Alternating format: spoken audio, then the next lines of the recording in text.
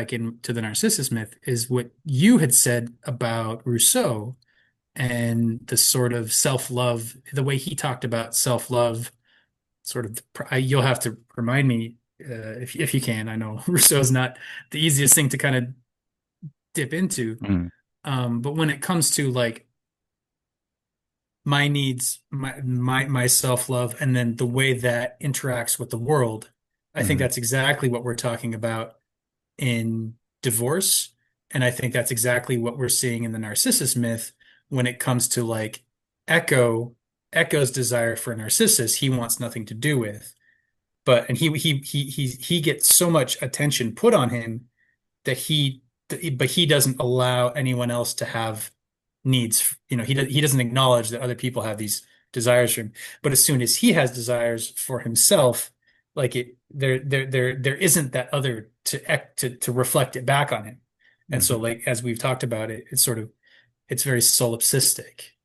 mhm. He's just kind of caught in himself. And I feel like that ties back into the Rousseau stuff that you sort of sent me ahead of time. Yeah. Yeah, it does. I don't want to get Rousseau wrong, but I can try to just say a little bit about it. So it seems like he gives a hypothetical thought experiment like account of human social historical development of humanity, where we used to be kind of relatively solitary creatures that had all our physical needs met, and we kind of met for brief periods of time to kind of copulate or whatever. But as we settled down into agricultural societies, then each other's needs started butting up against each other, and we started to develop, instead of that natural self-love, that amour de soi, we started to have this growth of amour-propre, which is kind of like a self-love that's dependent upon how we think others see us, and it is Mm. competitive, and it wants others to like us more than we like them, or to esteem us more than we esteem them.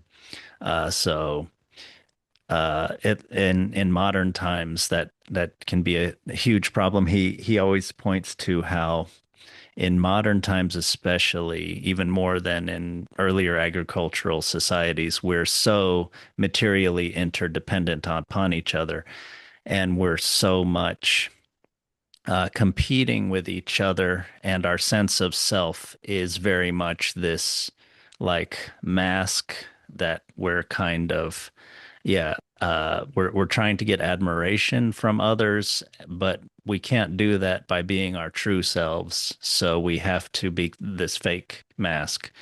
And so we end up, yeah, being dependent on others and kind of empty inside. So that's something a little bit like what Rousseau is talking about. Nice, nice. Yeah. Yeah, that's interesting. That's not how I had been thinking of it. One thing I want to say, I like his sort of, or at least your version of his brief sketch of human history, because I feel like that maps really well onto like when we're infants, we're very alone, Mm, and all of our needs are met.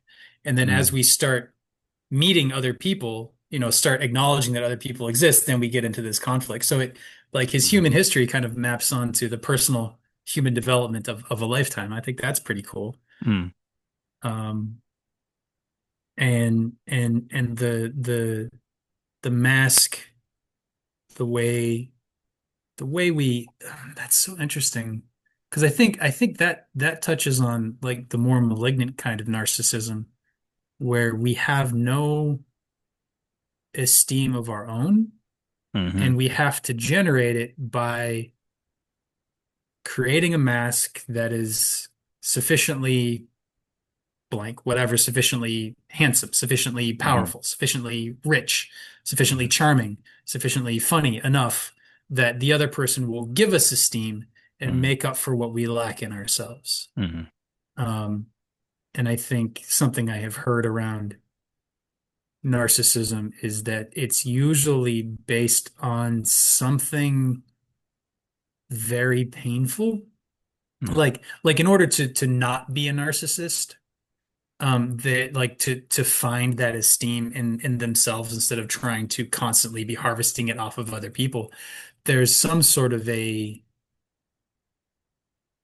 repressed, painful, traumatic experience that they may not even be able to face or understand or like reach back into, but that it's through trying to do that that um they might find their own well of esteem and stop Mm. needing to pull from other people. But once you get someone who's, dangerously narcissistic, such as they're running a cult or, they're whatever you want to, whatever role you want to kind of throw on that. Mm. Um, I don't think it's likely that people like that are going to Yeah. be interested in doing that kind of work or reach out to a qualified therapist who can guide them, or even maybe not even a therapist, something a little more shamanic, a little deeper into the psyche and the unconscious. I can kind of guide them through that, coming to face whatever pain, whatever demon it is that they're running from,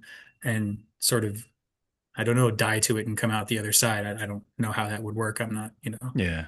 I can't theorize the words around it, but Mm. I understand enough of the process that like it would be very rare for someone with that issue to be willing to deal with that issue.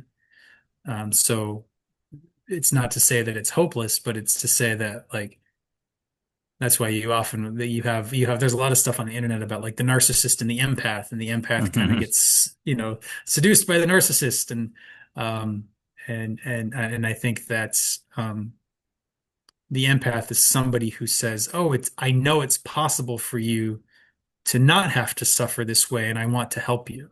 Mhm. But you're trying to help someone who has no interest in being helped. Yeah. They like that you're giving them attention. So they Yeah. say, "Yeah, yeah, you can help me. Come Yeah. on, help me out. Come along. Just keep staring at me and telling me how much you want to be around me and I'll be fine." Yeah. And then once you get sick of it, then maybe you'll leave or maybe you won't. But as soon as you leave, then like I'm going to need help again. So maybe you'll come back.